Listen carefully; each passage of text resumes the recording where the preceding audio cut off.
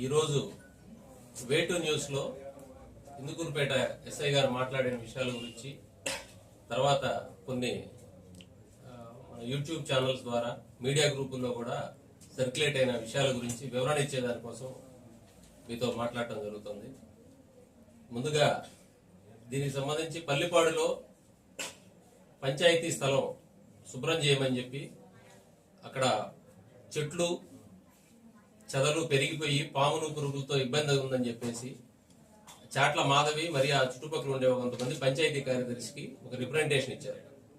దానిని బేస్ చేసుకుని పంచాయతీ వారు కొంతమందిని పంపించి ఆ ప్లేస్ ని క్లీన్ చేస్తున్న సమయంలో ఆ స్థలానికి రెండో పక్క సుమా అనేటువంటి వాళ్ళు ఉండి, ఈ స్థలం మాది, మీరు ఎట్లా క్లీన్ చేస్తారు అని ఆపించేసి ఈ ఫిర్యాదు ఇచ్చినటువంటి వాళ్ళతో గొడవ పడ్డారు. గొడవపడి వాళ్ళని అసభ్యంగా తిట్టడం, బెదిరించడం జరిగిందని చెప్పి పోలీస్ స్టేషన్ లో వాళ్ళు కంప్లైంట్ ఇవ్వడం జరిగింది. ఆ కంప్లైంట్ ని బేస్ చేసుకుని ఎస్ఐ గారు ఒక కేసు రిజిస్టర్ చేశారు. చాట్ల మాధవి ఇచ్చినటువంటి రిపోర్ట్ మీద సుమా, మరియమ్మ తదితరులు 5 మందిపై. ఆ కేసు విచారణలో భాగంగా ఆయన పల్లిపాడు వెళ్లి ఎంక్వైరీ చేయడం జరుగుతూ ఉంది. ఆ ఎంక్వైరీ చేస్తా ఉన్న క్రమంలో ఈ వీడియోలో ఉన్నటువంటి మహిళ పేరు మరియమ్మ, ఆవిడ ఎస్ఐ గారిని న్యాయం చేయండి సార్ అని చెప్పి అడిగింది. ఎస్ఐ గారు కూడా న్యాయమే చేస్తామమ్మా అని చెప్పి అన్నాడు. తర్వాత ఆయన మళ్ళీ విచారణ చేస్తా ఉంటే వీళ్ళందరినీ మాట్లాడతారేం సార్, అదేం సార్, న్యాయం చేయండి అని చెప్పి మళ్ళీ అడిగింది. దాని మీద ఈయన కొంచెం గద్దించి నువ్వు అంతవరకు ఆపు, మాట్లాడొద్దు అని చెప్పి అన్నాడు.